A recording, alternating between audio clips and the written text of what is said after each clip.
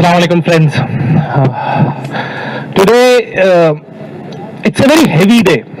This is a tough day because sometimes I feel like we are too burdened by tragedies. Our calendars have become inundated with these brutal spectacles of violence. That is how we mark our dates now. It's not just about 14th October, it's about all the dates that come before and all the dates that come after. And the fact that on so many of those dates, it feels like the least we can do, what we're doing here today, is also the most we can do. The only thing that we can do on some of these dates is to recount our testimonies, is to just retell, to recount our oppression, to recount how we've been subjected to violence. And that can begin to have an emotional toll. It can begin to lie very heavily on you. Because deep down we all know that the least we do and the most we do, in all of this we are limited by the poverty of our options. We know that the system that was supposed to give us justice has failed to give us even the pretense of justice. We know that system has limited us to these kinds of responses. But today of all days, today when we are here talking about Najib, when we are talking about how a promising young scholar, a Muslim student who believed in the power of education, when we are talking about how he was attacked and how he was subjected to this public spectacle of violence, and how he was made to disappear from this campus in the heart of the national capital. Today of all days, it is important to reiterate that remembrance is not futile. When the state wants you to forget, when the project of the state is to erase your memory, resistance comes from remembrance.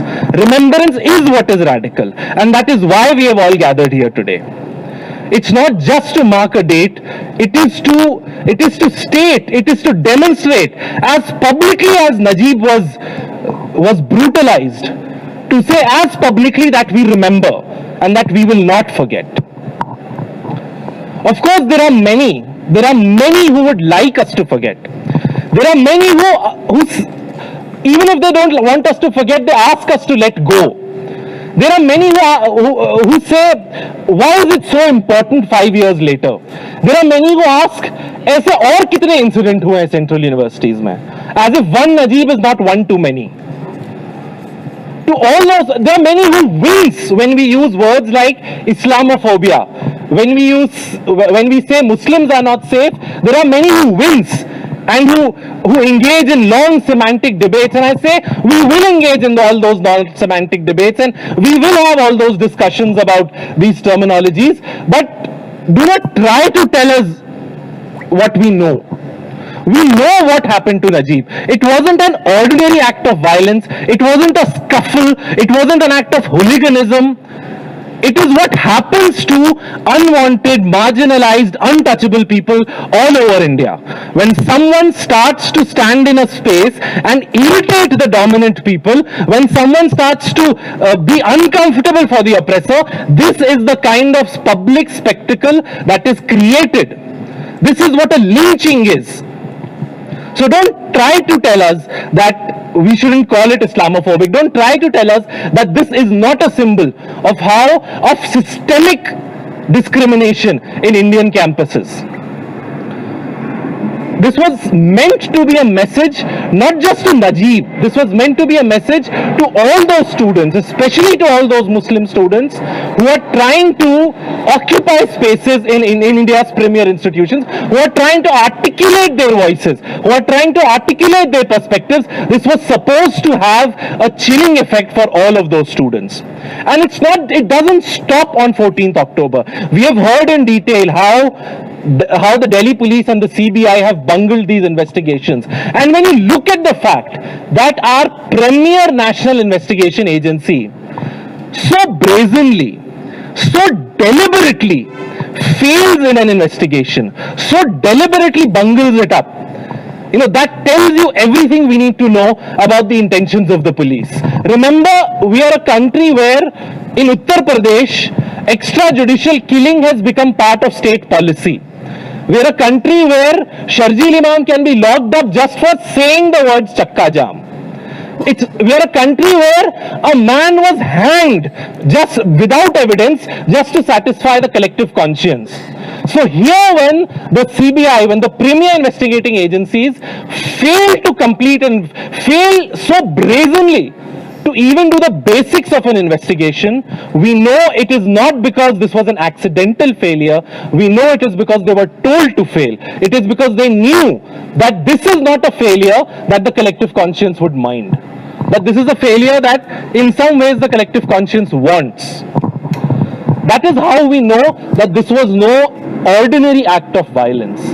This was an extraordinary brutalization of the aspirations of an entire community. But the only hope that we can take away from all of this is that the effect that this had, the way that this has galvanized a certain kind of solidarity, the way it has galvanized a certain kind of marginalized solidarity, and the way it has given us leaders like Fatima Ammi.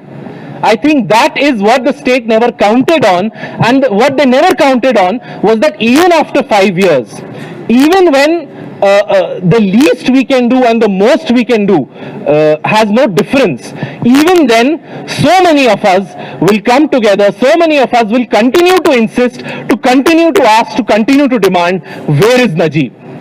And even though many of us now have a sinking feeling about the answer to that question, even though many of us are now very afraid of what the truth might reveal, even though the truth is the least that is owed to us, I think, and I'll conclude with this, that even though we don't know where Najib is, even though we actually don't know what kinds of brutalities were inflicted on him, we do know where the spirit of Najib lies. We know where his belief resides. His belief that education is the solution. His belief in education, his belief in trying to improve himself, better himself, in having an aspiration. We know where that belief resides.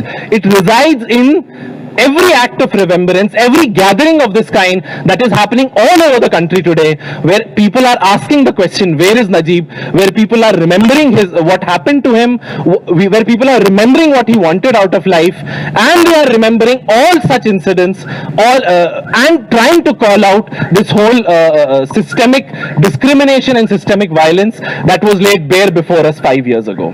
Thank you for organizing this. Thank you for all coming together, and I hope that even though today is heavy and it is marked by even certain kinds of cynicism, I hope that we won't let that come in the way of knowing and of owning that this isn't just coming together and marking a date on the calendar, that this is very much an act of resistance. Thank you.